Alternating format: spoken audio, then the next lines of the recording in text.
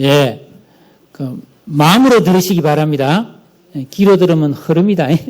귀는 항상 열려 있어서 그냥 귀로만 들으면 흘러버립니다. 자, 한 라디오 프로그램에 노숙자들에게 인문학을 가르치는 최준영이란 분이 초대 손님으로 나왔습니다. 이 진행자가 물었어요. 아니, 길거리에서 노숙하는 노숙자들에게 가장 필요한 것은 밥이고 잠잘 곳이 아닙니까? 그런데 그 당장 필요도 없는 그 사람들에게 왜 인문학을 가르칩니까? 그랬어요. 이 인문학은 문학, 역사, 철학을 말하거든요. 그거 집도 질도 없어 집에서 그냥 길거리에서 그냥 박스 깔고 신문지 듣고 자는 사람한테 그 사람들 모아놓고 문학을 가르치고 철학을 가르치고 예, 역사를 가르친다? 이 지금 이해가 안 된단 말이에요. 그러자 이분이 그 이유를 이렇게 말했습니다. 사람은 마음을 바꾸지 않고 생각이 바뀌지 않으면 아무리 환경이 달라져도 그대로입니다. 사람들은 노숙자가 불쌍하다고 아이고 그러면서 밥 사 먹으러 돈을 주면 이 사람은 내가 노숙자에서 벗어나 있다는 생각이 없고 나는 계속 노숙자로 살겠다는 생각을 가지고 있으면 그 돈으로 술을 사 먹고 그 돈으로 도박을 해버린다는 겁니다. 아니면 할 게 없으니까. 그러면서 말합니다. 사람이 마음과 생각이 바뀌지 않으면 환경이 바뀌어도 그대로입니다. 가난할 때 막 아내를 때리던 남자가 가난해서 벗어나서 부자가 되면 안 때릴 것 같지만 생각이 그대로이기 때문에 습관은 그대로이기 때문에 때리는 수단과 방법만 달라질 뿐 계속 팬다는 거예요. 제가 노숙자들에게 돈이나 밥 대신 인문학을 가르치는 이유는 그들의 삶을 바꾸는 가장 확실한 방법이 그들의 생각을 바꾸는 것이라고 판단했기 때문입니다. 저는 이 말에 100% 동의합니다. 그래서 계속해서 이제 애가 나왔어요. 어느 TV 프로그램에 이 쪽방촌에 사는 사람이 등장합니다. 이 쪽방은 뭐냐면 글자 그대로 한 쪽방이다 이거지. 그러니까 보통 우리가 사는 방을 칸막이를 쳐가지고 그걸 한 사람이 딱 들어가면 누울 만큼 되는 공간에서 사는 사람을 말해요. 이제 서울에 가면 이제 한 달에 한 20만 원 이리 주면서 한 달 사는 그런 쪽방들이 있지요.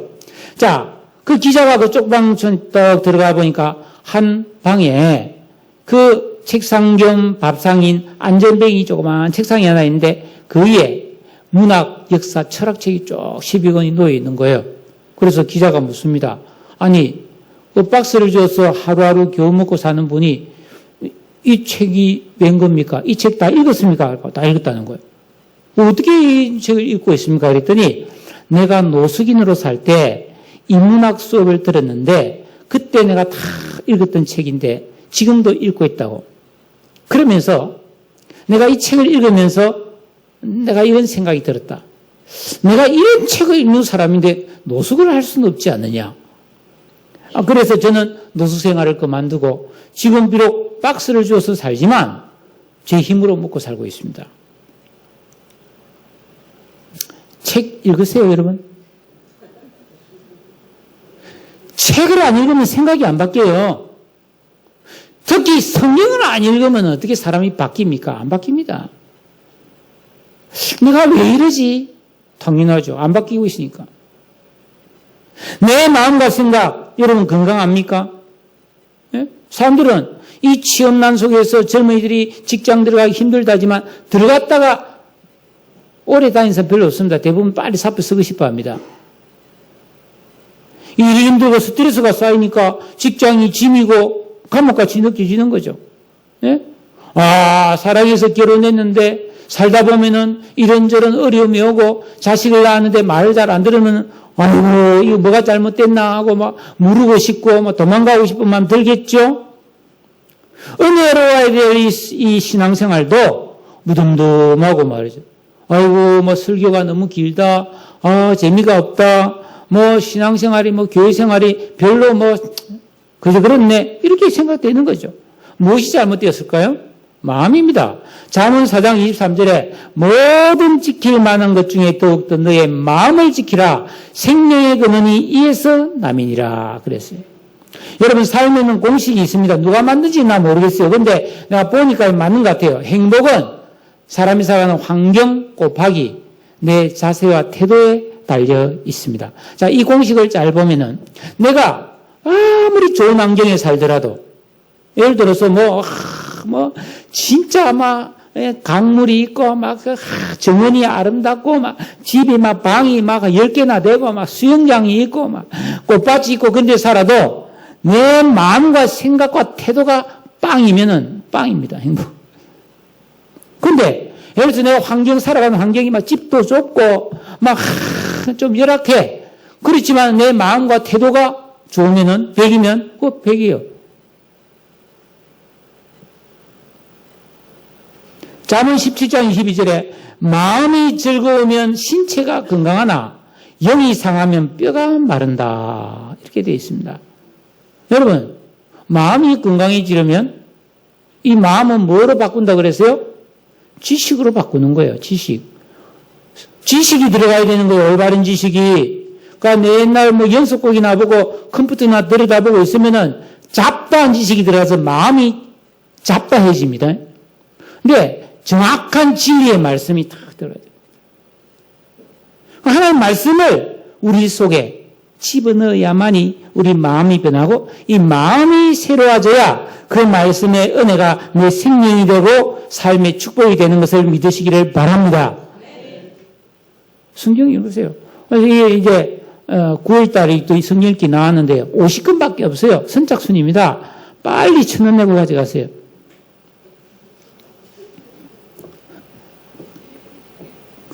제가 책장사입니까? 아니에요. 자, 오늘 이 말씀을 통해서 내가 어떻게 하면 내 마음과 영을 늘 가꾸어서 내 인생을 더 새롭고 더 건강하게 더 충만하게 더 풍성하게 더 아름답게 살아낼 수 있는지의 지혜를 배우시기를 바라요. 자, 오늘 97절 보면 내가 주의 법을 어찌 그리 사랑하는지요. 하나님 말씀 너무 사랑한다는 거예요. 내가 생각할 때 내가 하나님 말씀 너무 사랑한 것 같아. 내가 어떻게 이렇게 사랑하지? 그러고 있는 거예요. 네. 여러분 사랑해 보셨죠?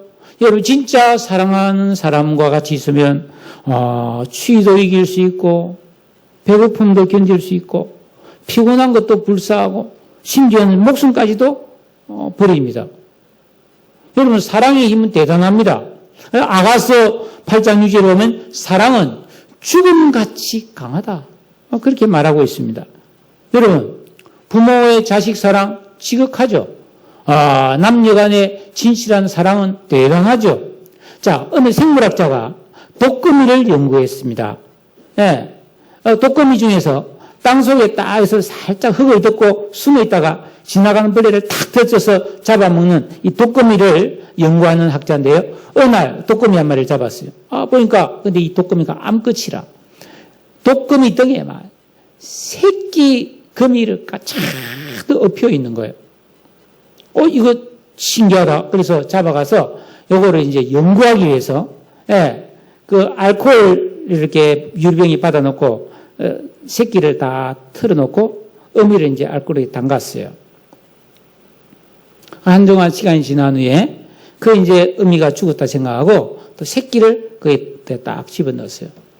새끼가 막 꼬물락거리는데, 죽은 줄 알았던 어미가 딱 이 다리를 꾸덕꾸덕 새끼를 막아서 다시 엎는 거예요. 자기 등에다가 다 모아서 엎는 걸 보고 이 실험하던 생물학자가 실험을 도저히 더 할 수가 없었고 눈물을 흘렸다. 네? 여러분 이 동물에게도 이런 본능적인 모성애가 있지 않습니까? 당연히 사람도 여자가 결혼하면 엄마가 된다 그런 말이 있다시피 자녀를 낳으면 자녀를 사랑하는 애틋한 마음이 생기죠. 예. 그런데 이제 그런 모성애, 부성애, 또 남녀 간에 내가 진짜 사랑하는 사람 만나면 그 사랑을 뜨겁게 사랑할 수밖에 없고 좋은 친구를 만나면 정말 아름다운 우정을 키울 수 있죠. 예. 그런데 보이지 않는 하나님을 어떻게 사랑하는가? 예? 하나님이 하신 말씀을 내가 사랑한다. 이거 어떻게 가능할까요? 근데 성경은 굉장히 이것을 중요한 명령이고 얼마든지 가능하다고 말하고 있습니다. 어떻게 하면 하나님을 이토록 사랑할 수 있을까? 여러분 요한 1서 5장 3절에 보니까 하나님을 사랑하는 것은 이것이니 우리가 그의 무엇을? 계명들을 지키는 것이라. 그의 계명들은 무거운 것이 아니다. 엄마가 갓난애기 업고 다니는데 아이고 무거워라 집에 던지고 싶다 그래 합니까? 무거운 것이 아니죠. 무겁지만 안 무거운 거예요. 여러분 사랑은 감정이기 때문에 마음이 일단 동해야 됩니다. 억지 사랑은 불가능합니다. 여러분 변사또가 막 춘향이 보고 너 나를 사랑해 한다고 사랑이 됩니까? 두드려 패도 사랑이 안 되죠. 왜? 춘향이 마음에는 이도령만 있는데 네? 내 마음에 무엇이 있느냐 이 말이지. 네? 오늘 이 시인은 내가 주의 법을 어찌 그리 사랑하는지요 하면서 그 하나님 말씀에 대한 사랑을 고백하고 있습니다. 왜죠? 여러분 사랑하면 행복해지지 않습니까? 그처럼 이 시인은 하나님 말씀을 사랑해서 그 말씀을 보고 듣고 읽고 묵상하다 보니까 그리고 그 말씀대로 살면서 순종하다 보니까 그 말씀이 주는 기쁨과 은혜와 복이 너무나 귀하고 아름답다는 것을 체험했기 때문입니다. 이 사실입니다. 근데 이 사실을 알고 그래서 말씀을 사랑하며 계명을 지키며 이런 은혜를 누리며 사는 성도가 많을까요? 우리 교회는 좀 있는 것 같은데 많은 사람들이 예수를 믿지만 엉뚱한 것에 감정을 허비합니다. 이 터진 웅덩이에 물을 받는 것과 똑같죠. 스포츠, 게임, 여행, 등산, 낚시 막 거기에는 막 빠져가지고 막 온갖 막 시간과 물질을 다 투자하면서 진리에 생명을 살리는 말씀에 인생의 이 물질과 시간을 들이는 사람이 많지 않아요. 이 비극이죠 이거. 이 시대에 많은 문제가 어디서 나옵니까? 사람들이 재미가 없이 살아서 이런 문제가 생깁니까? 오늘 이 시인은 이 주의 법을 사랑이기 때문에 그것을 종일 엎조리나이다 그런 말씀을 하고 있습니다. 여러분 시편도 유명한 1편 1절 2절에 복 있는 사람은 악인의 꾀를 따르지 아니하며 죄인들의 길에 서지 아니하며 오만한 자의 자리에 앉지 아니하고 오직 여호와의 율법을 즐거워하여 그 율법을 주야로 묵상하는도다 했을 때 이 묵상이 다른 말로 읊조린다라고 되어 있는 겁니다. 여러분 레위기 11장에 보면은 인간이 기르는 또 이 들판에 뛰노는 가축들, 동물들 중에 정결한 동물이 있고 부정한 동물이 있다고 나누고 있습니다. 그래서 정결한 동물은 사람이 먹을 수도 있고 그것을 하나님께 제물로 바칠 수도 있어요. 여러분 우리도 옛날에 제사 드릴 때 아무거나 바치지 않지 않아요. 조기라든지 민어라든지 좋은 걸 바치지 안 그래요? 미꾸라지 그런 거 제사 지내는 거 봤어요? 그건 아니잖아요. 그처럼 이 하나님께서도 받으시는 제물이 정결한 동물이 있는데 사람이 먹을 수 있는 것도 정결한 것만 먹어라. 근데 정결한 짐승의 두 가지 특징이 뭐냐면 하나는 되새김질을 하는 거예요. 여러분 예를 들어서 소는 위가 4개라 그러잖아요. 낮에 풀을 먹을 수 있을 때 계속해서 그냥 씹지도 않고 그냥 먹어 놓습니다. 확 혀로 감아서 뜯어가지고 그냥 이 위속에다가 생풀을 사 놓는 거예요. 그리고 밤에 이제 조용히 자기 집에 가서 앉아서 그걸 락 해가지고 그걸 밤새도 씹어서 그걸 소화시키는 이 대책임질입니다. 그리고 또 하나는 발이 굽이 이렇게 2개로 쪽발로 딱 갈라지는. 그래서 일본 사람들 왜 쪽발이를 하냐 했더니 그 게다가 2개로 쫙 갈라지잖아요. 그래서 쪽발이라고 하는 것 같아요. 내가 보니까 가만히 생각해 보니까. 예. 그 그러니까 짐승이 낮에 풀 뜯어먹은 게 없으면은 되새김질할 게 없지 않습니까? 예. 그러니까 거룩한 성도가 평소에 하나님 말씀을 듣고 읽고 그래서 이 말씀을 늘 기억하고 되새기고 또 생각하고 그 말씀대로 순종하는 그런 사람이 정결한 사람이 될 수 있다 이 말이에요. 하나님이 받으시는 사람이라는 겁니다. 그런 사람이 건강하고 복 있는 삶을 살 수 있다는 겁니다. 여러분 유대인들이 돼지 싫어하는 거 아시지 않습니까? 유대인들이 왜 돼지를 싫어하겠어요? 돼지고기가 맛이 없어서가 아니에요. 돼지가 못생겨서가 아니에요. 돼지는 되새김질을 안 합니다. 그러니까 아이고 새김질도 안 한 저 돼지 아이고 거룩한 것은 돼지에게 주지 마라 그러는 거예요. 그러니까 우리가 아예 말씀을 안 본다거나 아예 말씀을 듣고도 그냥 묵상, 되새김을 안 하면은 우리의 믿음도 안 자라고 지혜도 안 생기고 거룩함도 생기지 않는 그냥 어둠 속에 있는 부정한 사람으로 살 수밖에 없다라는 진리를 우리에게 가르쳐주는 것입니다.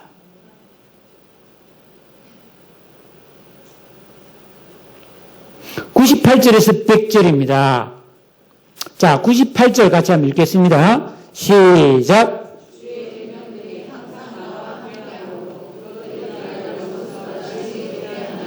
여러분, 예수 믿고 구원받은 성도가 하나님을 사랑하고 그래서 지키라 명하신 계명을 귀하게 여기고 그 말씀에 항상 순종하며 하나님 앞에 동행했더니 당연히 계명이 주는 능력이 나타났습니다. 여러분, 하나님의 말씀은 살았고 운동력이 있어 좌우의 날선 어떤 것보다 예리하여 사람의 관절과 골수를 찔러 쪼개기까지 한다고 그랬잖아요. 그러니까 이 말씀을 묵상하고 이 말씀을 읊조리고 이 말씀에 순종하며 살면 반드시 그 능력이 나를 변화시킵니다. 우리 마음을 새롭게 합니다. 그래서 그 구체적으로 말씀드리면 우리 안에 있던 원죄, 자본죄로 인해서 우리 안에 마음이 길가밭, 예, 여러 가지 염려와 근심과 악한 것이 들어있는 돌밭과 가시밭이 쫙 그냥 정돈이 된다는 것이죠. 그러면은 우리 안에 청결한 양심이 딱 회복되면서 여러분 우리 심령에 선하고 아름다운 지각과 이성과 인격과 감정이 만들어지면서 자연히 우리 속에 있는 무지의 구름이 싹 거친다고 되어 있어요. 여러분 우리가 캄캄한 먹구름이 탁 가려 있으면 한낮에도 어두컴컴하지 않아요? 여러분 우리 속에 무지라는 구름과 안개가 끼어 있으면 우리는 뭐예요? 뭐든지 제대로 알 수가 없어요. 아무리 공부를 해서 지식이 많아도 인생을 살아가는 데서는 어둔할 수밖에 없어요. 그런데 우리가 계명을 지켜야만이 하나님 말씀대로 순종해야만이 이 진리의 책을 가까이에서 읽고 사랑하고 순종하면 그런 무지의 어두운 구름이 쫙 거치면서 우리 심령이 밝아지는데 이때 나온 게 지혜, 지식, 명철, 총명입니다. 이 우리에게 지혜, 지식, 명철, 총명이 생기면 하나님 뜻이 뭔지 알게 되고 이 말씀과 이 세계의 말씀으로 창조된 세계의 비밀을 알게 되고 영적 질서와 경륜이 보이고 깨달아집니다. 그러면 당연히 하나님의 말씀과 정반대로 살아가는 악한 자들, 원수보다 당연히 내가 더 지혜롭죠. 당연히 내가 더 잘 되죠. 당연히 승리할 줄로 믿으시기를 바랍니다. 그뿐이 아니라 우리가 이렇게 되면은 나를 가르치는 선생님이나 나보다 나이가 훨씬 많은 노인보다도 더 명철하게 된다고 나오고 있습니다. 여러분이 명철이란 말이 뭡니까? 한자로 밝을 명자에 밝을 철자입니다. 마음이 밝아지고 밝아졌다는 겁니다. 좀 더 구체적으로 말하면 마음이 신중해지고 올바른 사리분별력이 생기고 올바른 판단력이 좋은 것을 선택할 수 있는 선택하는 판단력이 생기는 현명하고 온전한 사람이 된다는 말입니다. 예, 여러분 이 세상을 살아가는 나를 가르치는 선생님들 당연히 나보다 앞서 살았고 많이 배웠죠. 또 연세가 많은 노인들 여러분 온열 하루 땡볕이 겁난다는 말이 있지 않습니까? 여러분 인생을 나보다 10년, 20년 더 살았으면 얼마나 많은 경험과 지식이 있겠습니까?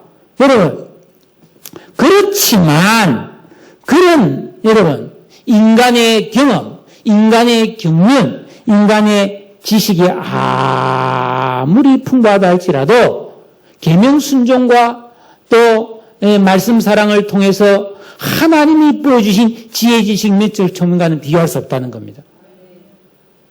아멘입니까? 그 증거가 있어요. 성경이 바로 요셉과 다니엘과 세 친구입니다. 여러분, 요셉은 30세에 바로 앞에 불려나갔습니다.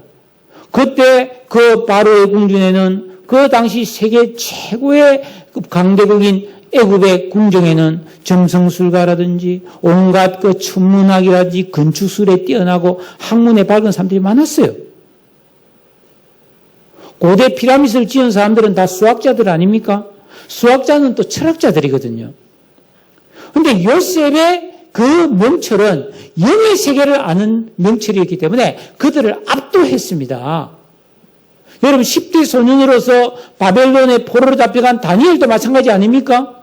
다니엘이 뜻을 정하여 하나님 말씀과 계명을 지키며 살았을 때 하나님께서 다니엘에게 지식을 얻는 능력을 주셨고요. 그의 지혜가 바벨론의 모든 박사들보다 수십 배나 나았다고 그랬어요. 대단합니다. 여러분 신약 성경에 스데반이 그랬고요. 사도 바울이 그랬고요. 여러분 베드로 엄벙덤벙한 사람 같지만은 베드로스를 기록한 베드로를 보면 보통 사람이 아니에요. 성령 충만한 성도들이 그랬습니다. 여러분 초대교회 우리나라도 마찬가지입니다. 1900년대 초반에 우리나라에 복음이 들어오고 여러분 처음 예수 믿던 사람들이 대부분 하층민들 아닙니까? 백정들, 여인들, 기생들 이런 사람들이 예수를 먼저 믿었어요. 나중에 양반들도 믿었어요. 지금 종로에 있는 연동교회에 있던 거 곤단골 교회 그 교회 여러분 백정, 박승춘이 들어와서 믿었잖아요. 그 당시에 민씨 집안에 그 참 내놓으라 하는 양반들도 와서 믿었거든요. 그런데 여러분 글을 잘 몰랐지만은 말씀을 고지고대로 듣고 순종하며 살았고 주야로 묵상했던 그런 천민들이 훨씬 더 지혜로웠습니다. 놀라운 일이죠. 그래서 초대교회 장로가 되지 않습니까? 이런 지혜를 사모하며 사시기를 바랍니다. 지혜자가 되십시오.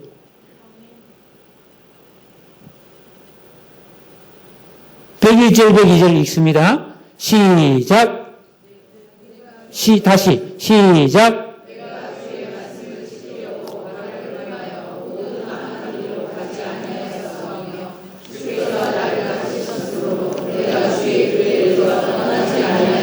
아멘.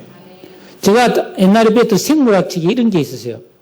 실험을 하기 위해서 이런 화분에 실을 뿌려놓고 딱 이렇게 해서 상자로 딱 덮어놓고 이쪽에 구멍을 뚫어서 햇빛을 쫙 비추면 식물이 싹이 나면 이 햇빛을 향해 쫙 자라게 되어 있습니다. 예, 끌리는 거죠. 뭐 이 식물이 뭐 생각이 있었습니까? 자동적으로 빛을 향해 자랄 수밖에 없어요. 뭐 양성 굴광성인가 뭐 저쩌고 하는데 이 땅에 태어난 죄인은요 자연스럽게 죄나 나쁜 쪽으로 끌리게 되어 있습니다. 그 사람을 가르치지 않고 훈련시키지 않으면요 가만 내버려두면 못되지게 되어 있어요.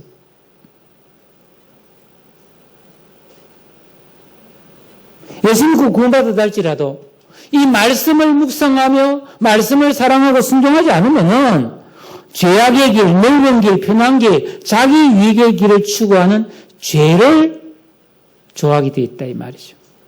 그런데 우리가 예수 믿고 구원받은 다음에 하나님 말씀을 사랑하고 그 말씀을 순종하고 막 지키며 살기를 위해서는 어떤 유혹이 와도 죄악의 삶에 굴복하지 않고 여러분 오늘 이 말씀처럼 악한 길로 가지 않고 주의 길에서 떠나지 않게 되는 것을 믿으시기 바랍니다.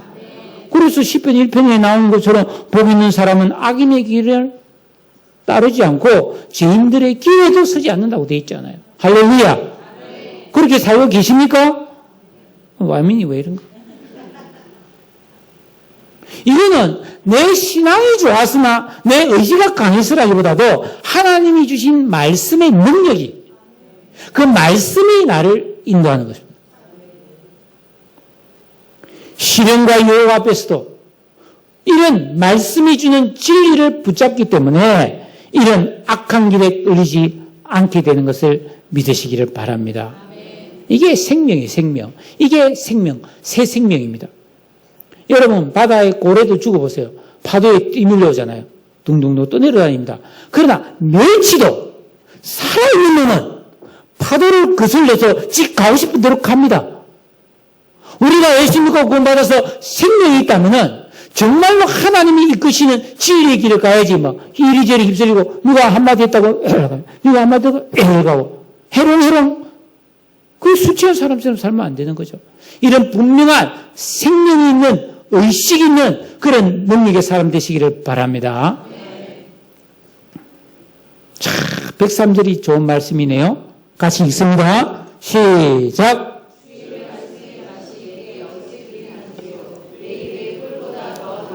아멘. 요즘 뭐 꿀이라면 뭐 별로지만은 여러분 옛날에 우리가 뭐 먹을 것이 없고 그럴 때는 어렵게 살 때 기름기와 단 것이 귀했잖아요. 그래서 반찬으로는 고기가 최고예요. 고기 한번 먹다면 막 진짜 며칠 전부터 이렇게 떨린다. 웃는 사람을 잘 모르는 사람 같아요. 그랬죠. 소고기 한 건 사서 막 큰 솥에 막 물 많이 붓고 국거리가 고기가 부족할 때 아닙니까? 그죠? 그래서 여러 고기 하나 들어있으면 막 얼마나 고소했는지. 그리고 간식으로는 단 것이 최고였습니다. 뭐 조청 뭐 이래가지고 그죠? 그 가래떡 뽑아서 조청이 찍어 먹으면 얼마나 맛있어요. 백설기에 조청이 찍어 먹고. 곶감이 그래서 또 좋은 음식이었잖아요. 다니까. 제가 어릴 때 또 단 것이 많이 없어가지고, 뭐 피곤하면 설탕물 한 잔 타 먹으면 그게 최고지. 꿀물이 아니고 설탕물 타서 먹으면 기운이, 당 떨어진다. 이러면서 기운이 확 나고 말이죠. 어린애들도 그냥 다 간식은 사탕이야, 사탕. 애들 간식은 뭐 요즘처럼 뭐 무슨 과자가 없었잖아요. 방망이 사탕 쭉쭉 빨고 뭐, 이렇게 먹으면서. 그 심지어 우리 어릴 때 있잖아요. 줄줄이 사탕이라고 있었어요.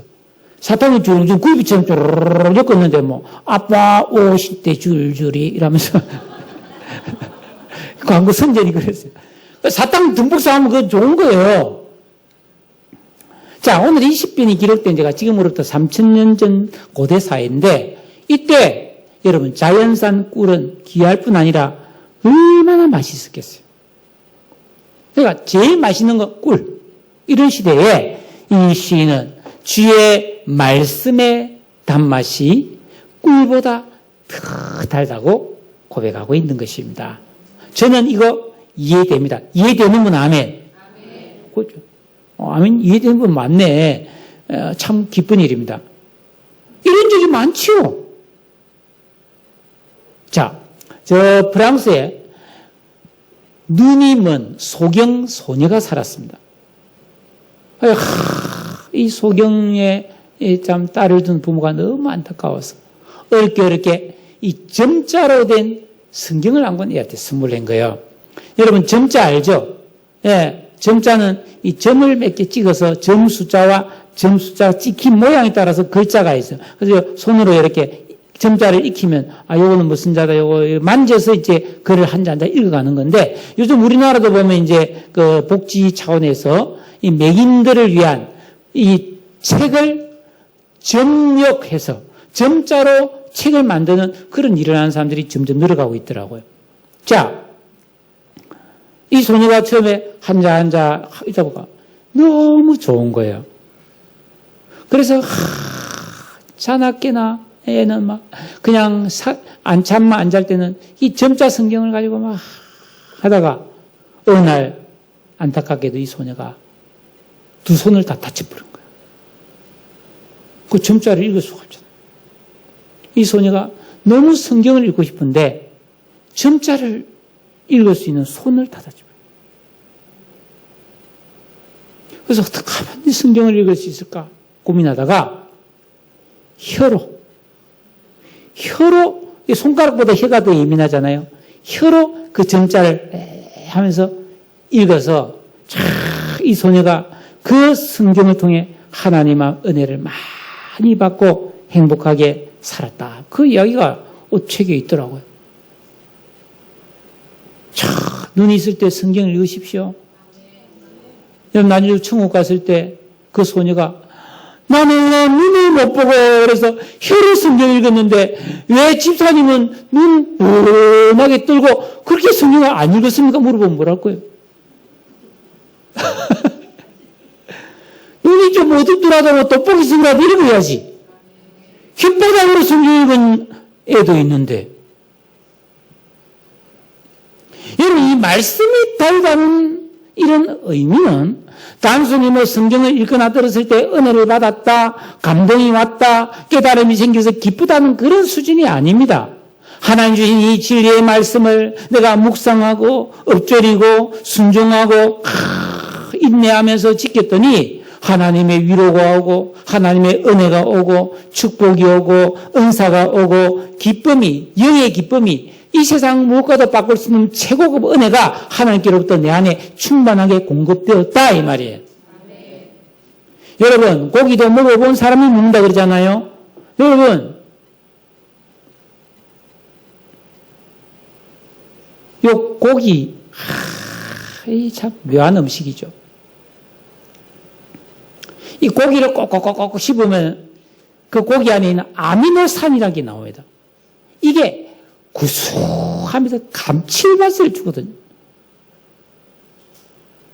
소고기 사 먹어야 되는데. 예? 그래서 여러분, 우리가 소고기를 못 먹을 때 소고기 맛 라면, 소고기 맛 다시다가 나왔어요.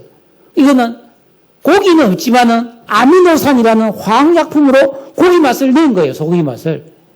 그러니까 그거 먹으면 너무 맛있는 거예요. 마찬가지로 그러니까 많이 팔리지. 소고기 맛이 많이 팔리죠. 그것도 맛있으니까 인간의 입에는 이 소고기 맛이, 감칠맛이, 이 아미노산의 감칠맛이 정말 좋은 맛이거든. 기분 좋은 맛이거든. 이처럼 하나님이 말씀을 통해 우리에게 주시는 은혜도 이 영적인 미각, 말씀의 단맛을 알아야, 그 오묘한 맛을 알아야 말씀을 사랑하고 묵상하고 읊조릴 수 있습니다, 여러분. 그래서 일단 먹어봐야 돼. 고기를 꼭꼭 씹어 먹어봐야 되는 거예요. 고기를 쭉쭉 빨아먹으면 맛이 없어요. 꼭꼭 씹어야 아미노산이 나오거든요. 그러니까 말씀을 묵상하고 읊조리고 꼭꼭 씹어 먹어야 말씀의 단맛이 나오는 것을 믿으시기를 바랍니다. 그래서 이 말씀을 계속 먹으면 시련을 이기고 고난을 이기고 두려움을 이기고 막 일이 막 복잡해서 뭐 머리가 터지날 것 같고 막 다 때려치우고 싶은 그런 막 이 조급한 마음이 들잖아요.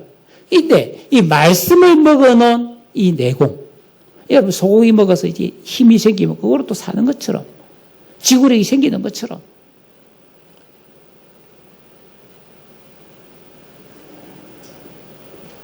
여러분 꿀보다도 달고 소고기보다 구수한 그런 말씀의 맛을 알고 늘 많이 잡수시는 그래서 건강하게 되는 여러분 되시기를 축복합니다.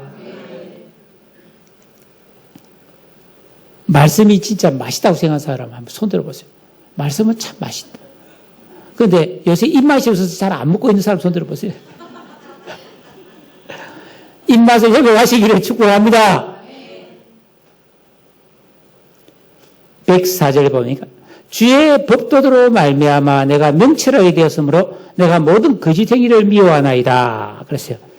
예, 이 사람이 세상을 살아가려면은 여러분 배워야 될 게 굉장히 많죠. 요즘 우리나라 사람들 참 많이 배웁니다. 문화센터다, 복지센터, 무료로 가르쳐 주는 데가 너무 많아요. 그런데 막 그냥 무조건 많이 배운다고 해서 좋은 게 아닙니다. 나 자격증이 10개 있다, 자격증이 20개, 30개 있다는 사람이 있대. 쓸데없는 자격증 마다가 아무 소용 없어요. 그 피곤한 일이에요. 여러분, 저도 개척 초기에 이화여대에서 그 어떤 교수님이 목회자들 위한 프로그램을 만들었어요. 그래서 와서 2주간 들으면 성폭력 상담사 2급, 가정폭력 상담사 2급. 목사님들이 이걸 알고 있으면 성도들뿐 아니라 이 마을에 누가 치고받고 싸웠다, 와장창 했다. 그러면 목사님이 그런 사람 불러서 상담하면은 국가로부터 상담 수당도 주고 또 상담 사무실을 만들면은 한 달에 450만 원 이렇게 운영비를 준다. 그러더라고. 아이고, 그래서 호의심도 가서 내가 2주 동안 열심히 받아서, 여러분, 제가 성폭력 상담사 2급, 가정폭력 상담사 2급 자격증을 땄는데, 아무짝에도 쓸모없이, 그냥 갖고 있습니다. 그냥 주는 게 아니더라고. 전도서 12장 12절에, 많은 책을 짓는 것은 끝이 없고, 많이 공부하는 것은 몸을 피곤하게 하느니라. 여러분, 배움도 이 절제와 선택이 중요하죠. 유한한 인생 아닙니까? 막 시간이 무한정 있는 게 아니에요. 나도 노아처럼 900년씩 일을 살면은 온갖 것 다 배우고 싶은데, 안 그래요? 근데 사람이 절대로 모르면 안 될 게 있습니다. 인간이 어떤 존재인가? 내가 인간이니까. 인간은 어떤 존재인가? 죄인인가 알아야 돼요. 그러니까 인간이 어떻게 이 죄로부터 구원을 받을 것인가? 하나님이 말씀을 지은 이 세계가 어떻게 되는가 앞으로 이런 건 알아야 되거든요. 영원한 진리를 모르면 안 돼요. 진리를. 근데 이런 필수 지식을 사람들은 몰라요. 다른 것은 많이 아는데. 근데 이런 필수 지식은 학교 공부를 많이 한다고 철학적 탐구나 연구를 인간적인 노력을 해서 절대로 알 수가 없습니다. 제가 요즘 이 방송을 보면서 내가 열불이 나왔어요. 지금 법무장관으로 지금 후보자가 된 조모 씨가 문제가 되고 있는데 제가 이분의 이야기를 제가 쭉 보면서 제가 참 느끼는 게 하나 있습니다. 그게 뭐냐면 너무 비난하고 말이지 너무 과중한 이게 공격을 하고 있다. 실체적 진실은 그게 아니다.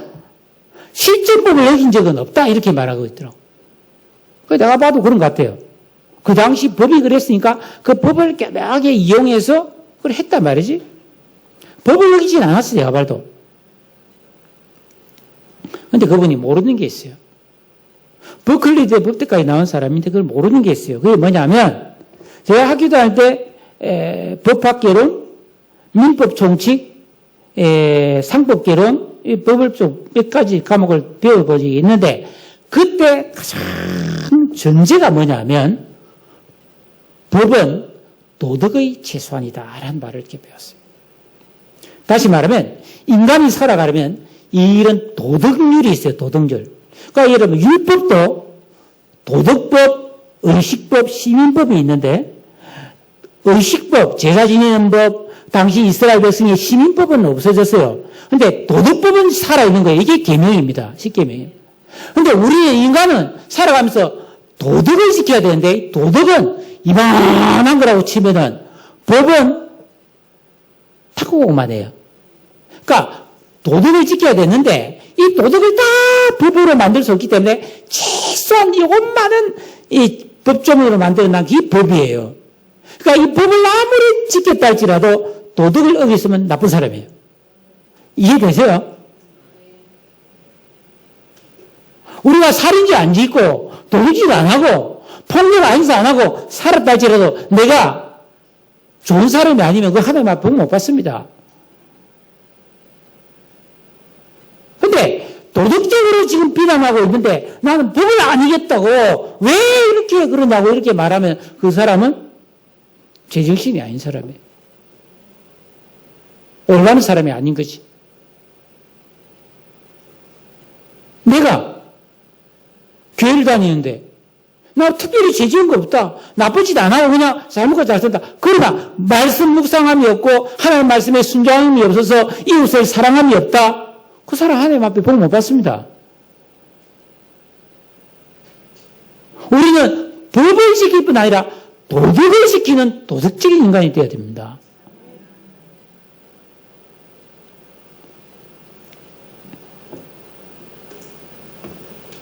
그렇지 그렇지 않으면은 하나님의 질서에 위배되는 그런 거짓과 속임수와 엉터리 인생을 삶을 수밖에 없어요. 자기 유익을 추구하면서. 이게 지금 이 시대의 문제거든요. 제가 이 나라를 보면서 그런데 어느 한쪽은 아무 문제 없다 그러고 어느 한쪽은 무조건 나쁘다고 말하는데 다 문제가 있어요. 내가 볼 때.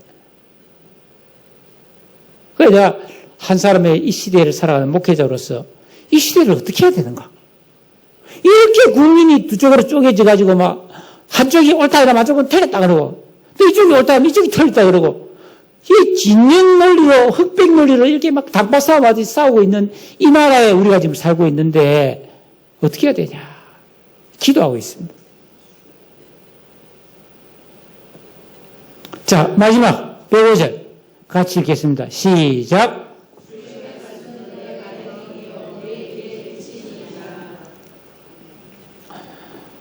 고대 아테네에서 유명한 철학자였던 디오게네스라고 있죠. 알렉산더 시대에 살았던 디오게네스 철학자가 혼한 때낮에 등불을 켜고 아테네 시장을 이렇게 다니고 있어요. 사람들이 아니 디오게네스 선생 이 붉은 대낮에 웬 등불을 들고 다니냐고. 그러니까 하는 말이 제대로 된 인간을 내가 찾아다니고 있다. 이솝 우화를 쓴 이솝도 그래요. 노예였거든요, 이솝이. 어느 날 주인이 저 공중 목욕탕에 사람이 많은가 가보거느라. 그러니까 이솝이 갔다 오더니 지금 사람이 거의 없습니다. 주인님 가세요 하고 주인이 가보니까 사람이 바글바글해요. 주인이 목욕을 안 하고 와서 야 이놈아 저렇게 사람이 많은데 사람이 없다니 왜 거짓말했냐 하니까 그 목욕탕 앞에 나쁜 것이 떨어져 있는데 한 사람도 그걸 치우는 사람이 없어요. 그래서 제가 보니까 인간 같은 인간은 하나도 없습니다. 그렇게 말한 거예요.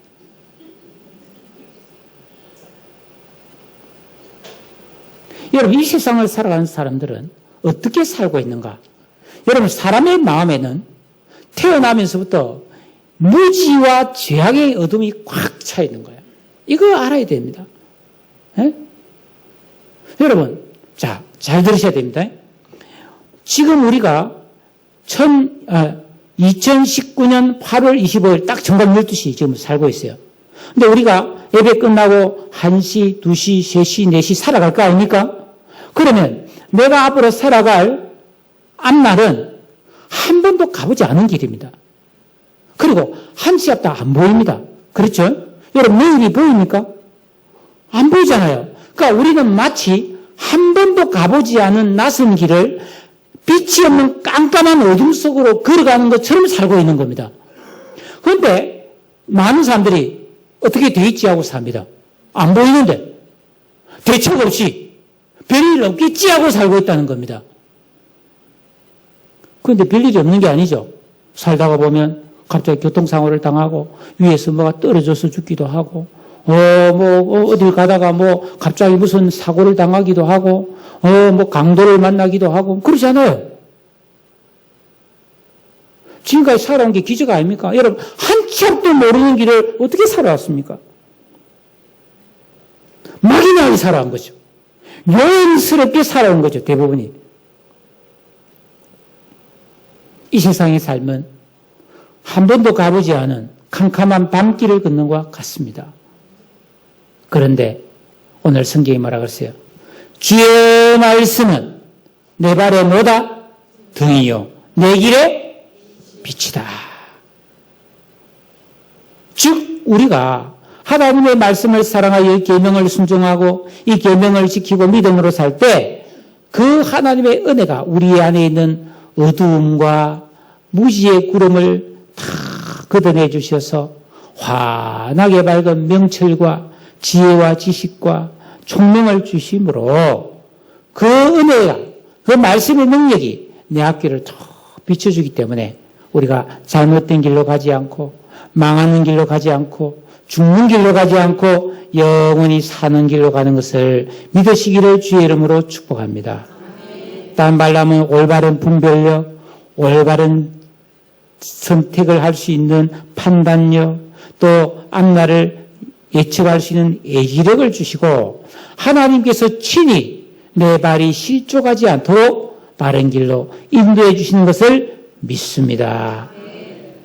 이런 내 길에 등불을 소유하고 사는 성도님들이 되십시오. 등불 없이 기름 없어가지고 불 꺼진 채 깜깜한 길을 가지 말라는 뜻입니다. 구원받은 성도의 행복, 기쁨, 건강, 평안, 영원한 복 이런 걸 누리는 참된 보물은 이 66권 진리의 말씀 안에만 있고 다른 데는 없음을 믿으시기를 축복합니다. 말씀의 힘, 말씀의 능력, 말씀의 권세를 믿고 누리시기를 바랍니다. 문학, 철학, 역사, 인문학만 배워도 노숙자가 안 된다고 그랬는데 우리는 사람이 지은 책이 아니라 하나님께서 영감으로 기록된 이 성경 말씀을 사랑하여 이 말씀에 지키라 명하신 계명의 말씀을 순종하며 산다면은 살아계신 하나님께서 이 말씀이 내 인생의 길잡이가 되게 하시고 이정표가 되게 하여 주시고 능력과 나침판이 되게 하시고 등불이 되게 해주시고 또 꿀처럼 맛있는 단맛이 또 나게 해주신다고 되어 있어요. 보약이라는 말이죠. 이 말씀의 맛, 말씀의 빛 가지고 사시기를 축복합니다. 기도하겠습니다. 오늘 이 말씀을 생각하면서 주여 내가 이 말씀의 맛을 알고 맛있게 먹고 건강하게 해주시고 이 말씀의 빛을 등불을 들고 살게 해달라고 다 같이 통성으로 기도하겠습니다. 사랑해 주님, 은혜와 사랑을 감사를 드립니다.